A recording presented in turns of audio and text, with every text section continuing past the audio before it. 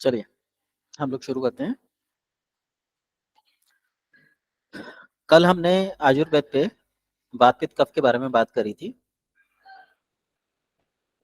आज हम बात करेंगे सप्त धातु के बारे में। हमारे शरीर का जो निर्माण होता है वो सप्त धातु के द्वारा माना गया है। मैं एक मिनट वो खोल लेता हूँ पेजेस, उससे आपको थोड़ा सा देखने और लिखने में भी आसानी रहेगी।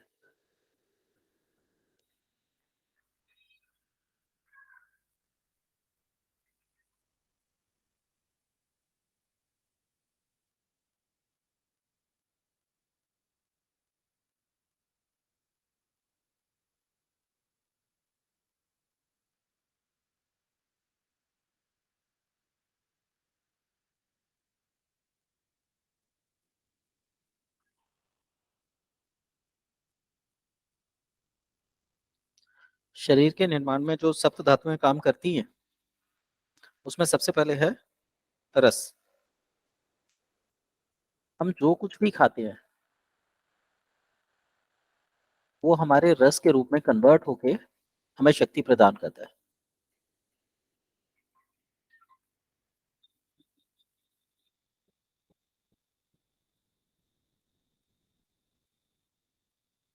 स्क्रीन नजर आ रही है आपको अब? Yes sir. ठीक है। हम जो कुछ भी खाते हैं जब हम उसे चबाते हैं तो सबसे पहले मुंह में उसका पाचन शुरू हो जाता है। चबाने के दौरान ही वो वस्तु अपना जो मूल स्वरूप है उसको बदलने लगती है, क्योंकि मुंह में टैलिन नाम का जो रस होता है वो भोजन के साथ मिलता है। लार जो होती है वो भोजन के साथ मिलती है और भोजन को डाइल्यूट करना वहीं से शुरू कर देती है। इसके बाद भोजन का जो अंश होता है वो हमारी स्टमक में जाता है, पेट में जाता है।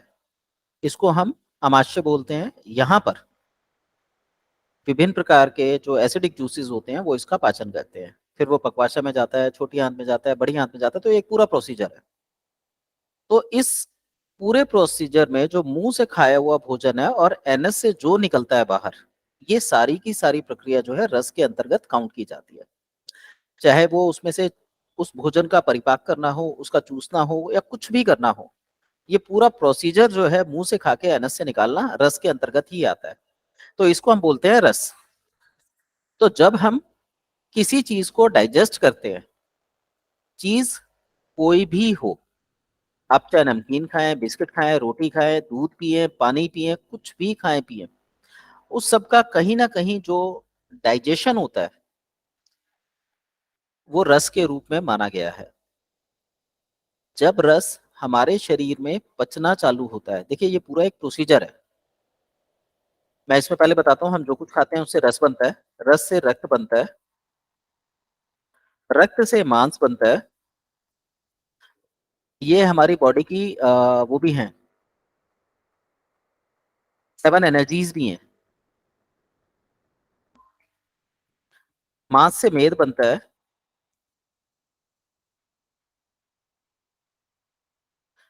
इसको धातु इसलिए बोला गया है क्योंकि ये शरीर को ताकत देने का काम करते हैं। अगर इनमें से कोई भी एक तत्व खराब हो जाता है, कोई भी एक धातु खराब हो जाती है, तो हमारे शरीर में रोग पैदा होने का कारण बनती है। मेद से अस्थि बनती है,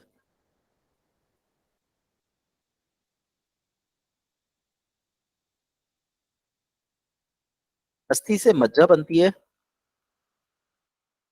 और मज्जा से शुक्र बनता है।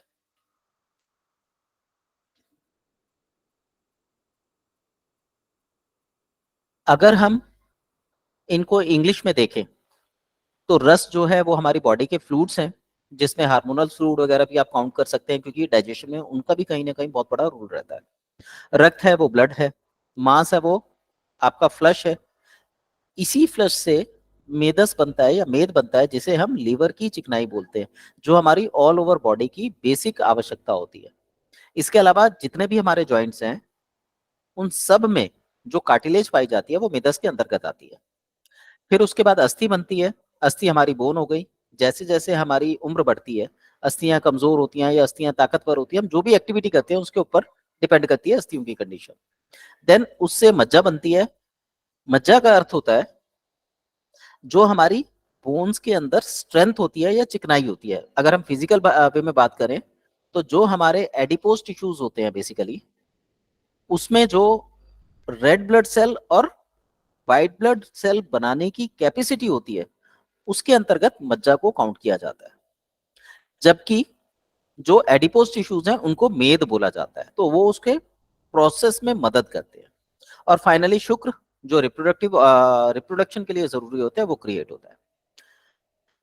हम किसी भी तरीके का लाइफस्टाइल जिए, किसी भी तरीके का खाना पीना खाएं, जैसे मर्जी सोए उठे बैठे, उन सब का कुछ ना कुछ प्रभाव हमारे इन सप्त धातुओं पर पड़ता है। और यही सप्त धातु का प्रभाव हमारे शरीर को बनाने और बिगाड़ने का कारण बनता है। इसी से, इसी की कमी के चलते, अधिकता से या कमी से, दोनों से ही रोग उत्पन्न होते हैं। और इनकी कमियों को जानकर हम इनको ठीक भी कर सकते हैं। अब जब भी कोई चीज प्रोसेस होती है तो उसका टॉक्सिक मटेरियल भी क्रिएट होता है। अगर किसी चीज का टॉक्सिक मटेरियल अच्छी कंडीशन में क्रिएट हो रहा है तो इसका मतलब वो चीज एक वेल और फर्निश्ड कंडीशन में है। इससे हम शरीर की अंदरूनी स्थिति का अनुमान लगाते हैं। जैसे जब हमारे रस का डाइजेशन होता है, उस अवस्था में हमें कफ बनता है। अब कफ की बात करें तो जैसा मैंने कल बताया था कि कफ हमारी छाती में बनता है। बनने का स्थान तो निर्धारित हो गया, लेकिन इसका बॉडी में रोल क्या रहता है? अगर आप ध्यान देंगे तो आपकी बॉडी में जो चमक है, जो ठंडक है, जो आपकी बॉडी के प्रोसेस को ठंडा रखती है, वो कफ है। हमारी बॉडी हमेशा काम में लगी रहती है। जो चीज लगातार वर्किंग में है वो कहीं ना कहीं गर्म हो रही है। उसको रोकने का काम जो है वो कफ कर रहा है। इसके अलावा हम जो कफ को जानते हैं वो ये है कि कफ अगर बॉडी में ज्यादा बन जाता है तो बलगम बनती है, साइनस में इकट्ठा हो जाता है, हमें सांस लेने में परेशानी करता है। तो ये कफ के नेगेटिव रूप हैं। लेकिन जो एक्चुअल कफ होता है वो हमारी बॉडी को स्ट्रेंथन करने का काम करता है। जब भी त्रिदोष वात पित्त कफ शुद्ध होते हैं तो हमारे शरीर का निर्माण करते हैं। और जब वात पित्त कफ दोष सहित हो जाते हैं, बीमार हो जाते हैं, तो ऐसी कंडीशन में वही हमारे शरीर को नष्ट करना शुरू कर देते हैं। अब जब वो कमजोर होते हैं तो इसका मतलब ये नहीं है कि वो वीक हो गए, उनकी स्ट्रेंथ हाई भी हो सकती है। मान लीजिए किसी को कफ ज्यादा बढ़ गया, तो हम ये कह सकते हैं कि कफ बढ़ने के जो दोष लगेंगे वो तो लगेंगे लगेंगे, लेकिन साथ में जो पित्त कम हुआ है उसके दोष भी लगेंगे, तो लीवर वीक हो जाता है। तो इस तरीके से आयुर्वेद में ऑर्गन्स की, बॉडी फंक्शंस की, धातुओं की और त्रिदोषों की कैलकुलेशंस निकाली जाती है। जो हमारे विजिबल ऑर्गन्स जैसे आईज, नेल्स, आपका नाप, नाभि जो आप देखते हैं वो, नाखून, बाल, रोम, दांत, मसूड़े, इनके थ्रू हम कैलकुलेट करते हैं। जीभ या बॉडी की इंटरनल टेस्टिंग्स होती हैं, इनके थ्रू हम टेस्ट करते हैं। इसके अलावा जो पुराने विशेषज्ञ हैं आयुर्वेद के, वो बॉडी की कंडीशन देख के, आपको यूरिन कितना आ रहा है, किस समय आ रहा है, कितनी देर में आ रहा है, स्टूल कैसा आ रहा है, स्पुटम कैसा है, आपका बलगम कैसा है, इन सब से भी कैलकुलेशन लगा लेते हैं कि शरीर की अंदरूनी अवस्था कैसी है। तो यहाँ पे सबसे पहले जो क्रिएट करेगा वो रस से कफ बनता है। ये कफ अच्छा माना जाता है यदि बॉडी को स्ट्रेंथ दे रहा हो। इस कफ की मात्रा अगर बॉडी में कम हो गई तो आपकी बॉडी में ड्राइनेस बढ़ जाएगी। जिस क्षेत्र में कम होगी वहां पे ड्राइनेस होगी। अब आपने देखा होगा आजकल घुटनों में समस्या आ जाती है, कमर के दर्द बढ़ रहे हैं, सर्वाइकल रीजन पीड़ित हो रहा है, जो लोग कंप्यूटर पे ज्यादा काम कर रहे हैं उनकी कलाइयों में समस्या आ रही है। ये सारी की सारी चीजें उस क्षेत्र में कफ के कम होने के कारण उत्पन्न होती है। कल मैं आप लोगों को बताऊंगा ब्लड और कफ किस तरीके से काम करते हैं और उनके कारण क्या क्या रोग उत्पन्न होते हैं। कल हम लोग उस पर डिस्कशन भी करेंगे। अब आज की बात करते हैं तो कफ जो कम होता है तो ये सारी समस्या उत्पन्न करता है। वहीं अगर कफ बढ़ जाए तो एक व्यक्ति सुंदर दिखाई देगा। जहां पे कफ बड़ा होगा वहां पे मजबूती आ जाएगी, चिकनाहट पूरी रहेगी, ड्राइनेस की कमी होने के कारण वहां ब्लड सर्कुलेशन अच्छी मात्रा में बना रहता है। तो एक कफ तो ये हो गया। और दूसरा कफ क्या है? हम जो खकारते हैं, जब कफ हमारे शरीर में हीट के कारण ड्राई हो जाता है, जैसे मैंने कल बताया था, जब सेल्स की जो भट्टी है वो गर्म हो जाती है तो कफ को सुखाना चालू कर देती है। तो जब बॉडी के अंदर इन्फ्लेमेशन आती है तो उससे हमारा कफ जो है वो ड्राई होने लगता है। फिर वो जो बॉडी को ताकत दे रहा था वही बॉडी को आना शुरू कर देता है, यानी कमजोर करना शुरू कर देता है, और तब वो हमारे नाक के माध्यम से बाहर निकलता है। यदि यही कफ हमारे मुंह से बाहर निकले तो इसको हम पित्त बोलते हैं, और नाक से बाहर निकले तो कफ बोलते हैं। अगर कफ नाक से बाहर निकल रहा है तो एक सामान्य अवस्था है कि बॉडी में हीट बढ़ गई है। आप ठंडी तासीर की चीजें जैसे चावल, लस्सी, दूध इत्यादि लेके इसको न्यूट्रल कर सकते हैं। पर यही कफ जब सूख कर और गाढ़ा हो जाए और मुंह से निकलने लगे तो इसको पित्त की प्रक्रिया में माना जाता है, और ऐसी अवस्था में पित्त का उपचार करके वापिस इसे कफ की फॉर्म में कन्वर्ट करना चाहिए। इसी तरीके से जब रक्त का डाइजेशन होता है तो रक्त जो है ये पित्त की फॉर्म में बनता है। पित्त जो है ये हमारे मुख से निकलता है। आपने देखा होगा कुछ लोग जिनकी बॉडी में हीट एक्सेस होती है वो हर समय या तो खकारते रहते हैं या फिर थूकते हैं। उन्हें खुद भी नहीं पता होता कि वो थूक क्यों रहे हैं। यदि आप उनसे कभी पूछो भैया तूने थूका क्यों, कहेंगे यार गले में कफ आ गया था। तो ये जो हम कफ निकालते हैं साधारण भाषा में कफ बोलते हैं, ये एक्चुअली कफ नहीं है, पित्त है।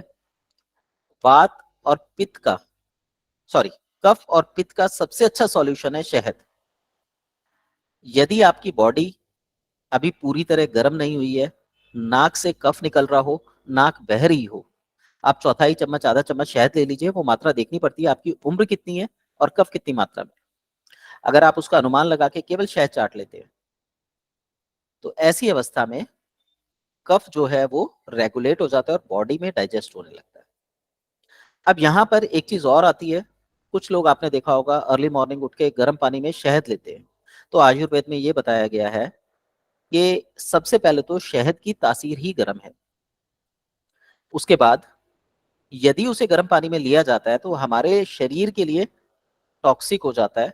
ऐसे पानी का सेवन पित्त प्रकृति और वात प्रकृति के व्यक्तियों को नहीं करना चाहिए, जिनकी बॉडी में बहुत अधिक कफ की मात्रा हो, जो कफ के प्रभाव से पीड़ित हो। कफ का प्रभाव क्या होता है? आलस्य आना, नींद में बने रहना, काम करने की इच्छा ना होना, मोशन में चिकनाई का निकलना।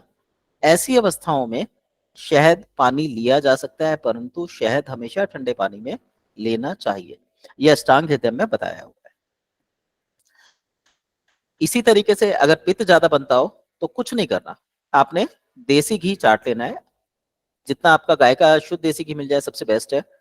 अगर आपको एसिडिटी की समस्या हो, यदि आपको यूरिन में इन्फेक्शन आता हो, स्टूल करने के बाद एनस के स्थान पर जलन होती हो, पेट में कीड़े हों, सिर्फ घी चाट लेने से, देसी घी चाट लेने से ही इसमें आराम मिलता है। अब चाटने का तरीका क्या है? तो ये आपका एक उंगली का पोर होता है, ये आपको नजर आ रहा है इतना, जहां पे फर्स्ट लाइन होती है इतना। आपने उसे शहद या देसी घी में डुबोया, लाइन तक डुबोया, उसको बाहर निकाला और उसको टपकने दिया। जब उसकी धार टूट गई, शहद जब भी गिरेगा धार के रूप में गिरेगा, ऐसे घी भी धार के रूप में गिरता है। तो जब धार टूट गई, वो क्वांटिटी आपकी बॉडी के लिए मैक्सिमम होती है, उसे मुंह में रखिए और उसको चूसिए। अप्रोक्सीमेटली 30 सेकंड से लेके 1 मिनट तक उसको चूसिए और उसको निकल जाइए। इसके बाद आधे पौने घंटे तक आपने कुछ भी खाना पीना नहीं है। ऐसा करने से वात और पित्त, कफ और पित्त का बहुत अच्छे से निराकरण हो जाता है। यहाँ पे आप वात के लिए तेल का इस्तेमाल कर सकते हैं, रस के लिए कफ के लिए आप शहद का इस्तेमाल कर सकते हैं, और पित्त के लिए देसी घी का इस्तेमाल किया जाता है। आगे चलते हैं। इसी तरीके से जब मांस बन जाता है तो मांस बनने के बाद जो हमारी बॉडी में टॉक्सिन्स क्रिएट होते हैं, जैसे आंख का मैल बनना, कान में मैल बनना। फागुनी जी आप क्या पूछना चाहते हैं? स्पीकर ऑन करके पूछ लीजिए। जी सर, जो आपने अभी जो मात्रा बताई ना कि ये हनी और घी हमें कैसे लेना है सर। देखिए ये जो आपका पोर होता है ना उंगली का, जी। ये पोर होता है ना आपकी उंगली में, फर्स्ट लाइन होती है जो, जी सर। इसे शहद में डुबोइए। अगर बच्चा है तो आप बच्चे का हाथ डुबोएंगे, आप हैं तो आप अपना हाथ डुबोएंगे, पेशेंट है तो पेशेंट का हाथ डुबोएंगे। ओके। ठीक है, वहां तक आपने डुबोया और उसको ऐसे करके ऊपर उठा दिया। अब वो एक धार के रूप में नीचे गिरेगा। जैसे ही धार टूटे, एक दो बूंद टपके, तो आप उसको चूस लीजिए। चूसने के लिए ओके। 30 सेकंड से 1 मिनट का समय लगाया जाता है। ताकि उसमें स्लाइवा मिक्स हो जाए और वो हमारे मुंह से ही डाइजेस्ट होता हुआ पेट में जाए। ओके सर, ठीक है, तो वो थैंक यू सो औषधि की मच। तरह काम करता है। हाँ, और इसमें डोज कितना लेना है? डोज इतना लेना है बीमारी ठीक होने तक। एक दिन में आप 8 से 10 बार तक ये खा सकते हैं और एक ही दिन में रिलीफ मिलता है। इस समय आपने देखा होगा अभी जब कोरोना का काल आया था, लोग बेहोश होकर गिर रहे थे, ऑक्सीजन की हम्म, कमी हो रही थी। तो इसका मतलब ये था कि उनकी बॉडी के अंदर हर्ट जो है वो एक्सेस प्रेशर में था। अगर आप उसे मशीन पे मापेंगे, आपको कोई उत्तर नहीं मिलेगा। मशीन दिखाएगी नॉर्मल है और अचानक से एक्सरसाइज करते हुए वो बेहोश होकर गिर रहा है। तो इसका मतलब हार्ट पे प्रेशर आया हुआ है। उस प्रेशर को कम करने के लिए आपको कफ की सहायता लेनी है। यदि आप डेली चौथाई चम्मच शहद, व्यक्ति कोई भी हो, बच्चा हो बड़ा हो, केवल चौथाई चम्मच शहद आधा कप पानी में घोल के सुबह सुबह खाली पेट लेते हैं और 1 घंटे तक कुछ नहीं खाते पीते, तो ये शहद आपके पेट की एक्सेस चर्बी, इवन मैं कहूंगा पूरी बॉडी पे एक्सेस चर्बी को रिड्यूस कर देगा। कल 2 लोगों के मैसेज आए हुए थे कि वेट रिड्यूस करने के लिए क्या करना चाहिए। तो सिर्फ 2 काम करने हैं। रात का खाना 5 बजे से पहले, भूख लगे तो रात को पेट भर पपीता खाइए बिना मसाला लगाए। और दूसरा, दिन में 3 बार, सुबह दोपहर शाम, चौथाई चौथाई चम्मच शहद 40 दिन तक ले लें। लगभग 2.5 किलो से 5 किलो तक वजन कम होता है। लेकिन वजन उनका कम होगा जिनके शरीर में चर्बी, गैस या फिर जो पानी की मात्रा है वो ज्यादा हो, केवल उनके लिए ये काम करता है। तो हमें पहले समझना पड़ता है कि मोटापा किस चीज का है, फिर उसके अनुसार अगर रिजल्ट निकालेंगे तो रिजल्ट मिल जाते हैं। सर जो पानी लेंगे वो प्लेन लेंगे? हाँ जी, सादा पानी लेना होता है। ओके। गर्म पानी से शहद कभी नहीं खाया जाता। आधा गिलास? पानी आप जितना भी ले सकते हैं, आप 1 गिलास ले लीजिए, उसमें कोई इशू नहीं है अगर आपको ज्यादा पानी की रिक्वायरमेंट है। देखिए, हमें सबसे पहले अपनी प्रकृति को समझना है। हम वात प्रकृति के हैं, पित्त के हैं, कफ के हैं, किसके हैं? अगर आप पित्त प्रकृति के हैं, आप पानी ज्यादा ले रहे हैं तो आपको एसिडिटी ज्यादा बनेगी। अगर आप कफ प्रकृति के हैं, पानी ज्यादा ले रहे हैं तो नींद ज्यादा आएगी, खाना डाइजेस्ट ही नहीं होगा, डाइजेशन स्लो हो जाएगा। वात प्रकृति के हैं, पानी ज्यादा ले रहे हैं तो आपकी बॉडी में वो ड्राइनेस लाएगा और सूजन लाएगा। तो होता क्या है, जब हम अपनी प्रकृति को समझ लेते हैं तभी हम उसके ऊपर काम कर सकते हैं। ठीक सर है, तो एक एक चीज पूछनी है आपसे। हाँ, जैसे आपने ये बताया कि वाटर से आप चेक कर सकते हैं, अगर मान लीजिए कोई पानी ही कम पीता हो तो वो कैसे जज करेगा कि हम किस प्रकृति के हैं? पानी पीने का फार्मूला लिख लीजिए।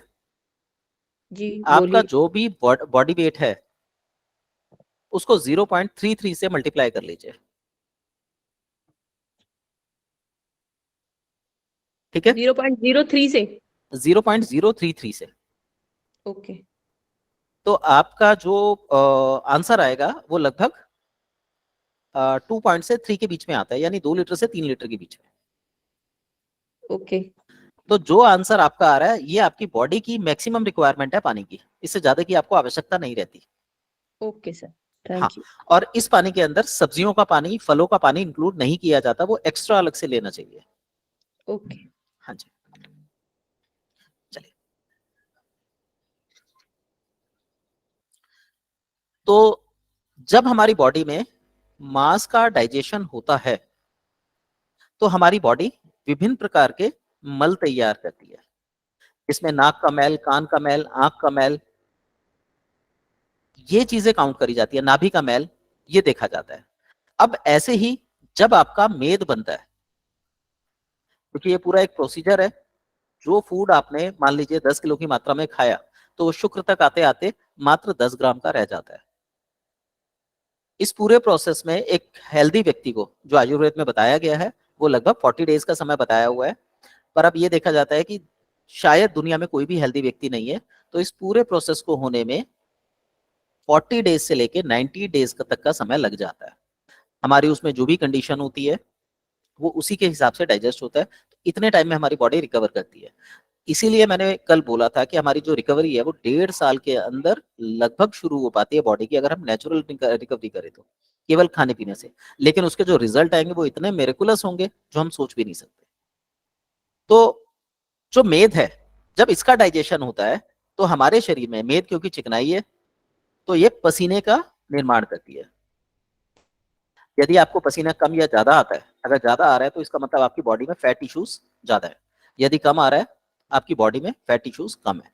इससे भी रोगों का अनुमान लगाया जा सकता है। इसी तरीके से जब अस्थि बनती है अस्थि डाइजेस्ट होती है बॉडी के अंदर, तो इससे नख नख होते हैं नाखून, रोम रोम होते हैं बाल, और उसके अलावा रोम छिद्र भी होते हैं जो बॉडी से सॉरी जिनके थ्रू हमारी बॉडी ऑक्सीजन इनटेक भी करती है। हम नाक से तो श्वास लेते लेते हैं, मुंह से भी लेते हैं, लेकिन हमारी बॉडी के सभी रोम छिद्र श्वास लेते हैं। आप इसको जांचना चाहते हैं तो आप अपने हाथ पे थोड़ी देर के लिए एक बड़े क्षेत्र पर थैली बांध दीजिए जिसमें हवा जाने की कहीं से भी गुंजाइश ना हो। आप देखेंगे थोड़ी देर में वो एरिया जो है पहले पसीना छोड़ेगा, यदि आपने उसको नहीं खोला तो वो एरिया गलना चालू हो जाएगा, और यदि उसको 2 4 5 दिन तक बांध के ही रखते हैं, हवा बिल्कुल नहीं जाती, तो वहां पे नमी क्रिएट होगी और स्किन गलनी चालू हो जाएगी। तो ये बताती है कि हमारी स्किन को भी ऑक्सीजन की जरूरत होती है। तो नाखून, रोम और दांत, ये हमारी अस्थि के जो टॉक्सिक मटेरियल होते हैं वो है। यदि आपको दांतों की कोई भी समस्या हो, मसूड़ों में समस्या आ रही है, तो समझ जाइए आपकी अस्थि डाउन होनी चालू हो गई है, अस्थियों में डेफिशिएंसी आनी चालू हो गई है। इसी तरीके से जो मज्जा है, ये हमारी बॉडी के अंदर चिकनाई प्रदान करती है। ये चिकनाई जो है अगर हमारी बॉडी में है तो सुंदरता को दर्शाती है, और यदि चेहरे पे आ जाए तो उस अवस्था में ये हमारी बॉडी में कैल्शियम और विटामिन डी की डेफिशिएंसी को दर्शाती है। आपने नोट किया होगा कुछ लोगों को गर्मियों में पसीना बहुत ज्यादा आता है, चेहरे पे चिकनाई हमेशा रहती है, तो ये चिकनाई उस चीज को दर्शाती है। और यही चिकनाई जब हमारे हाथ और पैरों में पसीना आने लगे, जैसे आपने देखा होगा कुछ लोगों को सॉक्स और शूज पहनने के बाद पसीना बहुत आता है, कुछ लोग सामान पकड़ते हैं तो हथेलियों पे पसीना बहुत आता है, तो ये शो करती है कि हमारी बॉडी की जो मज्जा का लेवल है वो खराब हो रहा है। और फाइनली शुक्र आता है। अगर किसी की शुक्र जो है बैलेंस अवस्था में है तो व्यक्ति को ओज देता है। ओज का मतलब होता है तेज। तो इनके द्वारा हम ये जान सकते हैं कि हमारे शरीर में कौन से लेवल पर इशू आए हुए हैं। जैसे आप खाना खाते हैं, खाना आपको पचता नहीं है, तो सबसे पहला वाला लेवल रस का खराब है, यानी हमारा डाइजेशन ही खराब है, तो हमें उस पर काम करने की आवश्यकता है। यदि खाना खाने के बाद आपको भूख कम लगती है, नींद ज्यादा आती है, थकान बनी रहती है, मोशन खुल के नहीं होता, पतला होता है, तो रक्त दूषित है, रक्त को साफ करने की जरूरत होती है। रस और रक्त हमारी बॉडी के दो सबसे इंपॉर्टेंट बेसिक टूल है। यदि हम इन दोनों को ही स्वच्छ कर लें तो बाकी चीजें अपने आप बैलेंस हो जाती है। इनको स्वच्छ करने का सबसे अच्छा तरीका है पैरों को गर्म रखें, पेट को नरम रखें या हल्का रखें, और सर को ठंडा रखें। ये हमारे यहाँ पे पुरानी कहावत है, पैर गर्म, पेट नरम, सर ठंडा। यदि कोई ऐसा व्यक्ति है तो वो स्वस्थ माना जाएगा, और यदि इसमें ऑपोजिट कंडीशन है तो कहीं ना कहीं किसी न किसी क्षेत्र में वो रोगी मिलेगा ही मिलेगा।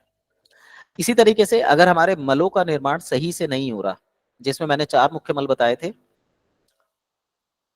जो कल की हमने बात करी थी, उसमें एक पसीना है जो मेद में आ जाता है, और बाकी 3 श्वास। यदि हमारी श्वास ऊपर नीचे हो जाए, हमें सीढ़ियां चढ़ने पे चलने पे तकलीफ होने लगे, बात करते हुए सांस फूलने लगे, तो ये सारे लक्षण श्वास से संबंधित होते हैं। मलमूत्र, आंखों का कीच, नाक में बनने वाला मैल, कान में बनने वाला मैल, नाभि में बनने वाला मैल, पैरों पे चढ़ा हुआ मैल, तो ये सारी चीजें जो हैं ये हमारे मांस की इम्प्योरिटीज को दर्शाएंगी। इसी तरीके से अगर हमारी बॉडी में प्रॉपर पसीना नहीं बनता या जरूरत से ज्यादा पसीना आता है, दोनों ही कंडीशन में मेद की जो अवस्था है, एडिपोज टिश्यूज की जो अवस्था है, वो मैक्सिमम भरी हुई है या वीक है। अगर हमारे नाखून जल्दी नहीं बढ़ते हाथ के और पैर के, अगर हमारे बाल नहीं बढ़ते या उड़ जाते हैं, अगर हमारे दांत या मसूड़ों की समस्या है, तो कहीं ना कहीं हमारी हड्डियां वीक हैं। ये इंडिकेट करती हैं कि बॉडी के अंदर कैल्शियम और विटामिन डी की डेफिशिएंसी है, जिसे डॉक्टर आज की डेट में थायराइड से जोड़कर देखते हैं। इसी तरीके से अगर हमारे शरीर में प्रॉपर चिकनाई नहीं है, कहीं पे ड्राइनेस है, आपने नॉर्मली देखा होगा, और ये कॉमन भी है, जो हमारी कोहनियां है, ये जो स्थान होता है, ये हमेशा ड्राई रहता है। यदि यहाँ पे चिकनाई है तो आप समझिए आप स्वस्थ हैं। अगर यहाँ पे चिकनाई नहीं है तो आपकी बॉडी में कहीं ना कहीं कोई ना कोई डेफिशिएंसी है, आप ढूंढेंगे तो मिलेगी। इसी तरीके से अगर हम पूरी तरह पॉजिटिव हैं, एनर्जेटिक हैं, तो वो शुक्र या उसके टॉक्सिक को, जिसे हम ओज बोलते हैं, दर्शाता है। ठीक है, अब यहां पे किसी को कुछ पूछना हो तो पूछ सकते हैं, नहीं तो मैं अगला टॉपिक लेता हूं। दिनेश सर नमस्कार, नमस्कार जी। संगीता बोल रही हूँ। जी संगीता जी। सर मुझे एक्चुअली समझ में नहीं आता है कि प्रकृति को ये डायग्नोसिस वगैरह के लिए अगर आपके पास आए हैं तो मुझे प्रॉपर निदान चाहिए। एक तो जीभ मेरी पहले तो पर्पल थी, डार्क कलर की पर्पल थी, और अब मोस्टली वाइट होती है। सुबह मैं साफ करती हूँ पर वो उस पे वो टॉक्सिन्स का इंडिकेशन साफ नजर आता है। देखिए, अगर जीभ वाइट है तो आपके शरीर में ब्लड की कमी है, खून की कमी है, और खून को मापने का कोई पैमाना नहीं है। लोग क्या करते हैं, डॉक्टरों के थ्रू हीमोग्लोबिन को खून समझ लेते हैं। हो सकता है आपका हीमोग्लोबिन 15 हो, बट फिर भी आपके शरीर में खून की कमी हो सकती है, क्योंकि आपकी जीभ तक वो खून नहीं पहुंच पा रहा। तो कौन सी नर्व्स ब्लॉक है, कहाँ पे ऑक्सीजन की कमी आ रही है, इन चीजों को नोट किया जाता है। तो इसमें प्राणायाम बहुत हेल्प कर सकते हैं आपकी। और यदि सर मुझे मुझे आपके पास आने पर ही तो डायग्नोसिस मिल पाएगा ना, ऐसे डिटेल डायग्नोसिस। जी एक्चुअली मुझे मुझे ड्राइनेस की भी प्रॉब्लम है, जैसे कान में, नाक में मुझे ऑयल लगाते रहना पड़ता हैगा। जीभ में भी रात के समय में भी मुंह बहुत ज्यादा सूखता है। इतना सूखता है कि कई बार मुझे रात में मुंह में मिश्री रखनी पड़ती है, या फिर मुंह में इलायची वगैरह रखती हूँ ताकि सलाइवा क्रिएट होता रहे। अच्छा, एक चीज, और हाँ ठीक है। ये प्रॉब्लम्स कुछ कुछ ऐसी आ रही हैं जिनका निदान मेरा ख्याल है नॉर्मल डॉक्टर्स के पास तो नहीं होता है। नहीं और बिल्कुल नहीं। And I don't want to take any antibiotic और द स्टेरॉइड्स। यहाँ पे देखिए, सबसे पहली जो समस्या होगी आपकी, जो आप शायद वहां पे मिले थे मुझसे। बिल्कुल, हम आपसे बहुत बार मिले हैं, सेमिनार अटेंड किए हैं आपके सर, आप पहचानो। जी जी, मैं पहचान। जी। कैसे हैं आप? तो मैं बस यही आपका देख रही थी कि आप काफी एजुकेट करते रहते हैं सबको, पर मुझे अपनी समस्या का निदान नहीं मिल पा रहा है। एक मई में मेरा पैर ट्विस्ट हो गया था, राइट लेग, और उसकी वजह से अभी तक वो चाल में वो नहीं हुआ है, सुधार नहीं हो पाया है। और थोड़ी देर भी आधे घंटे से ज्यादा बैठे रहो, उठ के खड़े हो तो आपको लगता है कि ब्लड सर्कुलेशन का प्रॉब्लम है। जी जी जी। समझ नहीं आती ये क्या देखिए, दिक्कत है।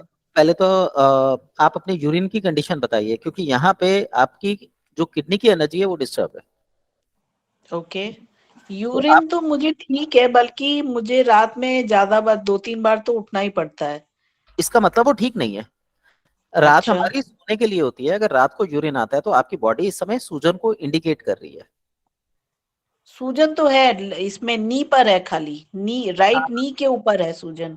देखिए इसमें क्या होता है, हमारे ऑर्गन्स जो हॉलो ऑर्गन्स हैं हम्म। वो पहले ही हॉलो है, उनके अंदर मोस्टली सूजन सूजन रहती है, जो शरीर पे विजिबल नहीं होती। तो हम्म। इसमें बॉडी के कुछ लक्षण नजर आते हैं जिनको हम नोट कर सकते हैं। हम जो पानी पीते हैं, पानी पीने के बाद हमें जो इसमें अष्टांग हृदय में बता रखा है, वो ये बता रखा हम्म। है कि पानी पीने के 3 घंटे के बाद यूरिन पास होना चाहिए। जी। अगर ऐसा होता है तो स्वस्थ यूरिन है, व्यक्ति स्वस्थ है। नॉर्मल कंडीशन में जो आज का हमारा लाइफस्टाइल है, इसमें 1 घंटे के बाद यूरिन पास होना चाहिए। पर आप नोट करेंगे कि पानी पीने के बाद आपको प्रेशर बनना चालू हो जाता है, और with in half an hour आपको यूरिन आ जाएगा। ये सूजन को नहीं, इंडिकेट करता मेरा मेरा एवरेज दिन में भी 2-2.5 घंटे का है, है। और रात में भी 2-2.5 घंटे का है। मतलब अगर मैं पानी ना भी पीऊं 10 बजे के बाद, और मैं 10:30-11 बजे सोने जाऊं, तो मैं हम्म। 12, 12:30, 1 बजे जरूर उठूंगी, फिर 3 बजे के करीब जरूर उठूंगी, अच्छा फिर चलिए, 5 बजे के। एक काम कीजिए, आपके जी। पास सरसों का कच्ची घानी का तेल है? बिल्कुल है सर। आपने उसको लेग्स के जो आर्म पिट वो होती है, लेग पिट जो होती है, जिसको हम कांक हम्म। बोलते हैं, वहां पे सरसों जी। का तेल लगाना है। एनस रीजन तक, पीछे तक हाथ ले जाके लगाना है, और सिर्फ लेप करना है, रगड़ना नहीं है उसको। ओके। और ब्लैडर रीजन पे आपने सरसों का तेल लगाना है। आप 3 दिन कीजिए, चौथे दिन मुझे बताइएगा क्लास में। ब्लैडर रीजन पे सरसों का तेल लगाना है बस, मतलब कच्ची चपड़ना घानी, है एक तरीके से। हाँ जी, चुपड़ना है बस। ओके। मतलब टांगों के, ये जांघों के जो वो हैं नले जिन्हें कहते हैं, वहां पर आप कह रहे हो? बिल्कुल ठीक। और नलों ब्लैडर के में भी और बाजू के साइड में भी, बगल में भी। बाजू में नहीं, पैरों में। अच्छा पैरों में ही, अच्छा पैरों में ही और नीचे वाले पोर्शन पे, हाँ जी, नाभि और के ब्लड नीचे वाले सारे पोर्शन पे वो करना है। जी, ओके। ठीक है। और 3 दिन बाद रिजल्ट बताइएगा इसका। जी जी। Hello doctor. Hello hello, Sujit Kaur बोल रही हूँ। जी, सुची जी 1 मिनट मैं उनसे बात कर लूं। हाँ जी, मेरे पैरों में ना बहुत ज्यादा एलर्जी टाइप की है, जैसे ब्लैक ब्लैक नहीं हो जाते, डॉट्स हो जाते हैं जी, और इचिंग काफी होती है और पपड़ी सी निकलती है। मैं उसका ट्रीटमेंट भी कर रही हूँ पर रिलीफ नहीं मिल रहा, और मेरे को थायराइड है आप एक बार जिसकी मैं। उसकी फोटो खींच के ग्रुप में डाल दीजिएगा। ओके। यहाँ पे जो ब्लड की ही इम्प्योरिटी आती है, हाँ जी। और यहाँ पे हम इसको वेरिकोज वेन्स के अंतर्गत ले सकते हैं, लेकिन जैसा आपने बोला हाँ कि जी। पपड़ी चढ़ रही है, तो वो उस केस में नहीं होनी चाहिए। जी, हाँ जी, मतलब उसमें इचिंग होती है, कोई ऐसा नहीं है, पेन भी नहीं है, कोई पेन हो ना, पेन नहीं है, पर इचिंग होती है बहुत ज्यादा। और जो मतलब उसको जब खुजलाते रहो ना, दिल करता है छील दो पूरा। हम्म। उसके बाद थोड़ी देर आराम मिल जाएगा, फिर थोड़ी देर फिर शुरू हो जाएगी, और ये रात के समय बहुत ज्यादा प्रॉब्लम कर रही है मेरे को। अच्छा ये बताइए, मैं 2 जी। मिनट एक बार उनको और बता दूं। हाँ जी, सही दिनेश बताइए। सर, दिनेश जी। सर, हाँ जी, ये क्या कहते हैं, हाँ दिनेश सर, ये क्या कहते हैं, ये जो आपने तेल लगाने को बोला है, ये नहाने के बाद लगाना है या दिन में एक नहीं, दो बार लगाना है? रात को सोते समय सिर्फ। रात में सोते समय, ठीक है, ओके। ठीक है। और एक आपने और काम करना है, कोई भी जी। मीठा तेल लेके, चाहे वो सरसों का ही हो, हम्म। आपने उसका बत्ती बना के नाभि में रखनी है। आपको जो ओके। समस्याएं होती हैं प्यास लगने की और इसकी उसकी, उसमें भी आपको रिलीफ मिल जाएगा। लेकिन ये अंग्रेजी ये करवानी। एलोपैथिक दवाई, एलोपैथिक में तो ऑटो इम्यून प्रॉब्लम में जोग्रन सिंड्रोम बोल रहे हैं इसे, जी, तो वो देखिए, मतलब जैसा हमने कल बात करी थी, बॉडी में जी। केवल 2 ही प्रकार की प्रक्रिया होती है, या तो गर्मी बहुत ज्यादा बढ़ जाती है या गर्मी बहुत ज्यादा घट जाती है। हम्म। अगर घट गई तो पानी भर जाएगा, सूजन आ जाएगी। अगर बढ़ गई तो शरीर उस स्थान को काला कर देगा, हम्म। गर्मी बढ़ा देगा, और जहां गर्मी बढ़ेगी वहां पे ईचिंग, ड्राइनेस, ये नॉर्मल लक्षण होते हैं। ओके सर, तो आपकी ठीक बॉडी है, में मैं ये इस 3 दिन करती हूँ, और समय अगर जैसा होता है वो डिटेल डायग्नोसिस के लिए फिर आपसे टाइम लेके तब आती हूँ आप आपके आ पास। सकते हैं, बिल्कुल मोस्ट वेलकम। जी जी। Okay, thank you. वेलकम। जी सुजीत जी, अब आप आ जाइए लाइन। हाँ जी, दिनेश जी।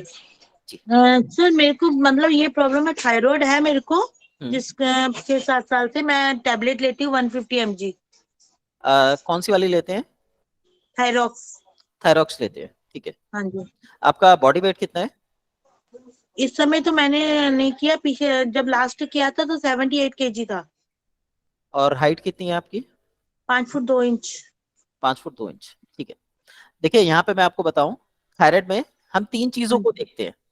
जी। आपके पास अगर रिपोर्ट है थायराइड की तो आप मिलान भी कर सकते हैं। नहीं, एक्चुअली मैं इस समय शॉप पे बैठी हूँ, जॉब पर हूँ। ओके। जी। थायराइड में 3 चीजें देखी जाती हैं, आप लिख जी। लीजिए, घर पे जाके टैली भी कर सकते हैं। एक तो होता है T3, जी। एक होता है T4, और एक होता हाँ है जी। TH। जी। अगर T3 आपका बढ़ रहा है तो आपकी बॉडी में सूजन होगी। जी। T3 घट रहा है तो आपकी बॉडी जो है वो पतली हो जाएगी, जी। बढ़ मे, जाएगी। मेरे बॉडी में सूजन आ रही है। हाँ मैं बता रहा हूँ, जो T4 होगा, अगर जी। ये बढ़ेगा तो जी। बॉडी पतली हो जाएगी और जी। हीट एक्सेस जनरेट होगी। जी।